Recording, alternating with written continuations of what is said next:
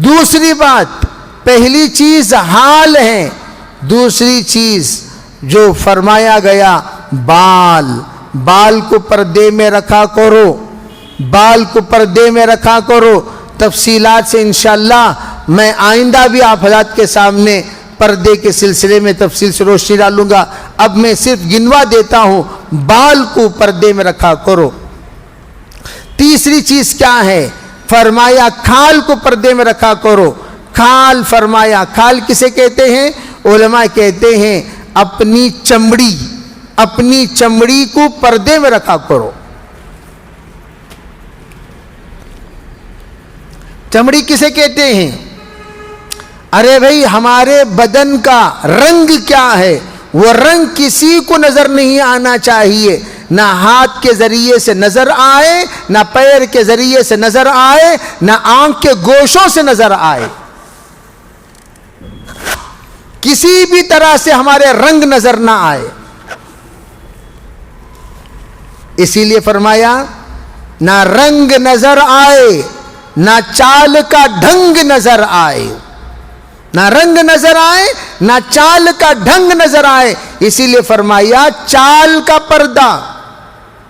حضرت فاطمہ زہرا 17 سال کی ہونے کے باوجود وہ ایسا چلتی تھی جھک کر جیسے 70 سال کی خاتون ہے۔ کیوں؟ 17 سال یہ نوجوان خاتون، اس خاتون کی طرف نظریں جوان عورتوں کی طرف الگ ہوتی ہیں، بوڑھی عورتوں کی طرف الگ ہوتی ہیں۔ علماء نے فرمایا حضرت فاطمہ زہرا کا جھک کر چلنا اس لیے تھا تاکہ لوگ جب دیکھیں تو رحمت کی نظر سے دیکھیں، نظر پڑے بوڑھی خاتون پر تو بوڑھی کی خاتون پر ہمدردی، بوڑھی خاتون پر ایک اعتبار سے شفقت، ایک اعتبار سے رحمت لوگوں کے اندر پیدا ہوتی ہے، وہ نظر بدل جائے اس لیے فاطمہ زہرا ذرا جھک کر چلا کرتی تھی، اور درمیان میں نہیں، چال کا پردہ۔ فرمایا درمیان میں چلنا بے حیائی والا چال ہے، درمیان میں چلنا بے شرمی والا چال ہے۔ عورتیں کیسے چلیں؟ فرمایا راستے کے کنارے پر ہوتے چلیں۔ ایک زمانہ تھا کہ ہم جس وقت سڑکوں پہ جایا، بچپن بڑے بڑے لوگوں کو ہم نے دیکھا جب وہ لوگ سڑکوں پر چلتے تھے مرد حضرات، تو عورتیں اپنے چال کو روک لیتی تھیں اور دیوار کی طرف اپنے رخ کر لیتی تھیں تاکہ چال کا کسی کو پتہ نہ چلے، کون جا رہی ہیں کون آ رہی ہیں، سب دیوار کی طرف منہ کر لیا کرتی تھی۔ مرد حضرات گزر جاتے پھر عورتیں چلتی تھی۔ یہ ان گاؤں کی بات کر رہا ہوں جن گاؤں میں علم پہنچا ہی نہیں، ان علاقوں کی بات کر رہا ہوں جن علاقوں میں علم گیا ہی نہیں۔ عجیب شرم و حیا کا ماحول تھا، اور آج کل ایسے بے شرم اور بے حیاؤں کا ماحول ہے، عورتوں کو دیکھ کر مردوں کو پردہ کرنا پڑتا ہے۔ مرد حضرات فل ہینڈ شرٹ، مرد حضرات فل پینٹ، مرد حضرات کوٹ، مرد حضرات مکمل لباس میں ملبوس۔ ان کو شرم کرنا پڑتا ہے ان لوگوں کو دیکھ کر جو لوگ ایسے لباس میں ملبوس ہوتے ہیں جس کو دیکھ کر یہ ہنود بھی شرماتے ہیں۔ تو اس لیے علماء فرماتے ہیں ہم مسلمان خواتین، پردہ کرنے والے خواتین، پردہ کرنے والی عورتیں بے پردہ عورتوں سے بھی پردہ کرنا چاہیے۔ بے پردہ عورتیں یہ عورتیں نہیں ہیں، حکماً مرد ہیں۔ مسترجلات من النساء لعن اللہ المسترجلات من النساء، اللہ کے رسول نے فرمایا لعنت ہو ان عورتوں پر جو مردانگی اختیار کرتی ہیں عورت ہو کر۔ مردانگی کیا مطلب؟ پھٹک پھٹک کے چلنا، راستے کے بیچ میں چلنا، اینٹ کر چلنا، آواز کے ساتھ چلنا، زور زور سے بات کرتے، یہ مرد حضرات کے ہوتے ہیں حرکتیں۔ اس طرح یہ بھی زور زور سے بات کرتے ہوئے سڑکوں پہ چل رہی ہیں، درمیانی راستے میں چل رہی ہیں وغیرہ وغیرہ۔ علماء نے فرمایا حدیث پاک میں مردانگی جو کہا گیا، مرد پردہ نہیں کرتا، یہاں عورت بھی پردہ نہیں کرتی۔ اس پر لعنت فرمائی، لعن اللہ الواشمہ والمستوشمہ والنامصہ والمتنمصہ۔ جب لعنت فرمائی، ایک خاتون نے پوچھا ابن مسعود سے، آپ کہتے ہو لعن اللہ، میں قرآن پڑھتی ہوں، پڑھاتی ہوں، سمجھتی ہوں، سمجھاتی ہوں، میں نے قرآن میں تو اللہ کی لعنت نہیں دیکھی، تم کہاں سے کہہ رہے ہو، کہاں سے بول رہے ہو، بتاؤ۔ تو حضرت عبداللہ ابن مسعود نے پوچھا اس خاتون جنت سے، اچھا بتاؤ تم نے قرآن پڑھا؟ کہا جی ہاں پڑھا۔ کیا تم نے اس میں یہ آیت نہیں دیکھی؟ اللہ تعالیٰ کا ارشاد ہے، اللہ فرماتا ہے ما آتاکم الرسول فخذوہ وما نہاکم عنہ فانتہوا۔ تم نے نہیں دیکھا، نہیں سنا؟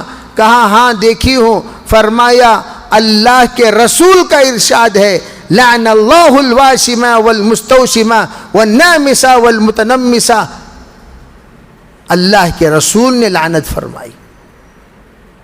تو میں عرض کر رہا ہوں کہ خواتین اس زمانے میں اتنا دین جانتی تھیں کہ علماء سے سوال کرتی تھیں، پوچھتی تھیں۔ تو ہم بھی کہتے ہیں اپنے خواتین سے، ارے بھئی یہ مجلس خالی بیان کی مجلس نہیں ہے، آپ کو کوئی اشکال ہے، کوئی سوال ہے، کوئی بات پوچھنا ہے، آپ پوچھئے، کوئی بات سمجھ میں نہیں آئی آپ سمجھئے، کوئی بات آپ سمجھنا چاہتے ہیں چٹھی میں لکھ کر بھیجئے، انشاءاللہ آپ کو اس کا جواب، شرعی جواب دیا جائے گا، تفصیلی جواب ہے، آئندہ دیا جائے گا۔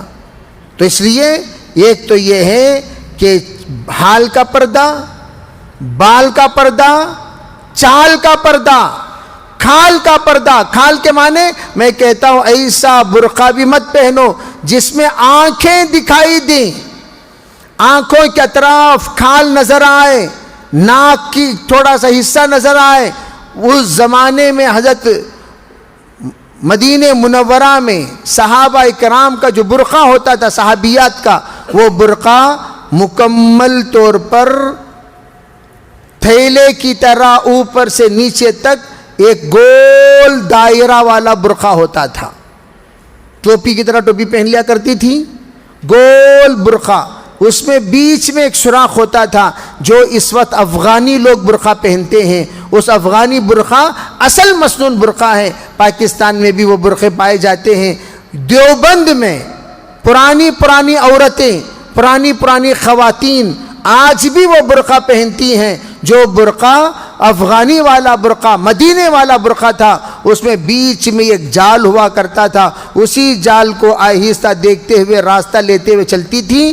اصل برقع وہ برقع ہیں، یہ جو برقع ہے وہ ڈاکوؤں والا برقع، اس کے اوپر جال ڈال لینا چاہیے، اس کے اوپر بھی نقاب ڈال لینا چاہیے، ہاتھ میں گلوز ہو، پیروں میں سیکس ہو۔ یہ ہوا کھال کا پردہ۔ قال کا پردہ کسے کہتے ہیں؟ آواز ہماری بلند نہ ہو، آواز ہماری بلند نہ ہو۔ حضرت مولانا عبید اللہ صاحب رحمۃ اللہ علیہ آج سے 45 سال پہلے فرمایا کرتے تھے، بھئی تم لوگ گھر میں رہتی ہو، نعال کا پردہ تمہارے چپل بھی کور میں رکھ کر گھر کے اندر رکھا کرو، تمہارے چپل پردے میں رکھا کرو، تمہارے چپل اندر رکھا کرو۔ حضرت سے پوچھا گیا کیوں؟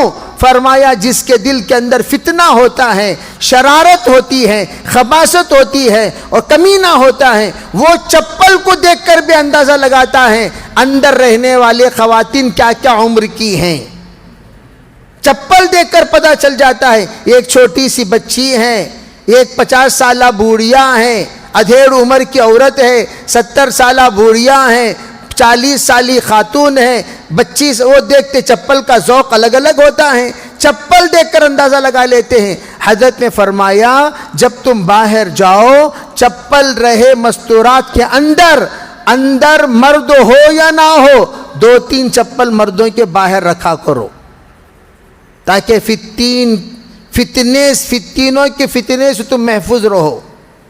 باہر مردوں کے چپل ہوتے نہیں ہوتے، وہ چپل رکھا کرو، ایسا رکھا کرو دیکھنے والا یہ محسوس کرنا چاہیے اندر مرد حضرات موجود ہیں۔ اتنا تک ہمارے بزرگوں نے سمجھایا، اور حضرت نے فرمایا تمہارے بول کا پردہ، تمہاری بقال کا پردہ اس طرح ہونی چاہیے، اگر کوئی تم سے پوچھے دروازہ کھٹکھٹا کر اجی ہیں، تو حضرت نے فرمایا آپ اپنے منہ پر کپڑا رکھو، منہ پر کپڑا رکھو۔ اگر کوئی جان پہچان کا انسان پوچھ رہا ہے اجی ہیں، تو اندر سے کہہ دیجئے نہیں ہیں۔ منہ پر کپڑا رکھ لو، منہ پر ہاتھ رکھ لو، آواز بدل گئی نہیں بدل گئی؟ نہیں ہیں، کپڑا رکھ لو، یا نہیں تو ہاتھ رکھ لو، کہہ دیجئے۔ اگر کوئی اجنبی پوچھ رہا ہے کوئی ہے، تو آپ کہہ دیجئے مصروف ہیں، مصروف ہیں، کہہ دیجئے۔ نہیں ہے مت بولو، شرارت ہوگی، خباثت ہوگی، بے حیائی ہوگی، نہیں ہے مت بولو، یوں کہو مصروف ہیں۔ جہاں بھی ہیں وہاں مصروف ہے نہیں ہیں، بیت الخلاء میں رہے تو بھی مصروف ہیں، چو بولنے کی ضرورت نہیں، بیت الخلاء میں ہی کرو، کیا بولنا؟ مصروف ہیں۔ میرے عزیز بھائیوں، پردہ نشین خواتین، دین بہت کچھ سیکھنا باقی ہے، انشاءاللہ دھیرے دھیرے آپ حضرات کے سامنے باتیں آتی رہیں گی۔ نیت کریں انشاءاللہ ہم آج سے ضرور ہمارے گھر کو با حیا، با پردہ، با شرع بنانے کی ہم کوشش کریں گے۔ اللہ تعالی ہمیں سریے کو عمل کی توفیق عطا فرمائے۔ انشاءاللہ آئندہ سے کوئی بھی سوال ہو بچوں کے ذریعے سے بھیجیں، انشاءاللہ جواب دیا جائے گا۔ لک الحمد و لک الشکر، اللہم صلی علی سیدنا محمد وعلی آل سیدنا محمد وبارک وسلم۔ اللہم تقبل منا ما کان صالحا وصحنا ما کان فاسدا، رب اغفر وارحم وتجاوز ما تعلم انک انت العزیز الاکرم۔ اللہم لا سهل الا ما جعلته سهلا، اللہم لا سهل الا ما جعلته سهلا، اللہم لا سهل الا ما جعلته سهلا، اللہم فقہنا فی الدین وعلمنا القرآن الحکیم۔ اے اللہ ہم سب کے بیٹھنے کو قبول فرما، ہم سب کے گناہوں کو معاف فرما، ہمارے خطایا سے درگزر فرما۔ یا اللہ ہمارے بیٹھنے کو بے انتہا قبول فرما کر زندگی کے بدلنے کے فیصلے فرما، زندگی کے بدلنے کے فیصلے فرما، زندگی کے بدلنے کے فیصلے فرما۔ یا اللہ ہماری زندگی کے تمام جتنی بھی کمزوریاں ہیں سب کو دور فرما، جتنی بھی پریشانیاں ہیں سب کو دور فرما، جتنی بھی مصیبتیں ہیں سب کو دور فرما۔ ہم سب کی تربیت فرما، مردوں کی بھی تربیت فرما، عورتوں کی بھی تربیت فرما، جوانوں کی بھی تربیت فرما، بچوں کی بھی تربیت فرما۔ دین سے تعلق اور دین سے رشتہ نصیب فرما۔ دنیا پڑھتے پڑھتے بے دین ہونے سے ہمیں بچا کر، یا اللہ دنیا پڑھتے پڑھتے دیندار بن کر زندگی گزار کر دنیا سے جانے کی توفیق عطا فرما۔ یا اللہ نیک ماؤں کے صفات ہمارے ماؤں میں منتقل فرما، نیک باپ کے صفات ہمارے باپوں میں منتقل فرما، نیک بچوں کی صفات ہمارے بچوں میں منتقل فرما۔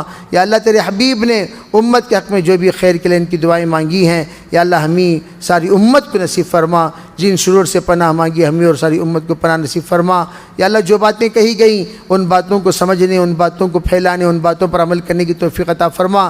یا اللہ مسجد کی طرف سے، مدرسے کی طرف سے یہ انتظام کیا گیا ہے، ان کو بھی اپنے شائن شان بدلہ نصیب فرما۔ یا اللہ ہمارے مستورات کے مدرسے کو ترقی نصیب فرما، سب مدرسے میں آ کر پڑھنے والی بنے ایسے فیصلے فرما، تمام بچے بھی مدرسے میں مکتب میں آ کر پڑھنے والے بنے ایسے فیصلے فرما۔ یا اللہ ہمارے خواتین کو ہر دن ہر مرتبہ جب بھی یہاں آتی ہیں ہر ہفتہ اس وقت میں اپنے ساتھ یا اللہ دو دو سہیلیوں کو، دو دو متعلقین کو، دو دو رشتہ داروں کو، دو دو اڑوس پڑوس کو ساتھ لانے کی توفیق عطا فرما۔ اس کے ذریعے سے پورے محلے میں انقلاب پیدا فرما، پورے محلے میں انقلاب پیدا فرما، پورے محلے میں انقلاب پیدا فرما۔ یا اللہ تیرے راستے میں نکلنے کی ہمیں توفیق عطا فرما، اپنے فضل سے اپنے کرم سے ہمارے گھروں میں تعلیم شروع فرما۔ یا اللہ تعلیم کا تعلق ہر ایک کے فرد کے یا اللہ ذات کے ساتھ جڑ جائے، ایسے فیصلے فرما۔